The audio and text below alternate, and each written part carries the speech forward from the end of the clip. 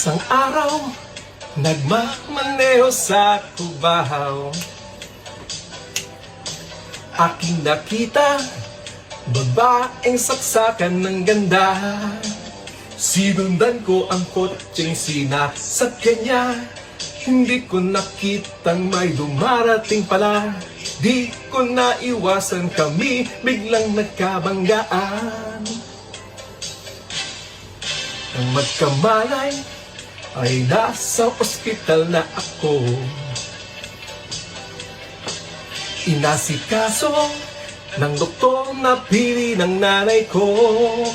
Biglang-bigla na lang ang nurse nandyan na. Para kong nakita anghel sa ganda. Kahit nagdidelirio itong nasabi ko sa kanya. O ale, nasa langit na ba ako? O mama, kayo po ba si San Pedro?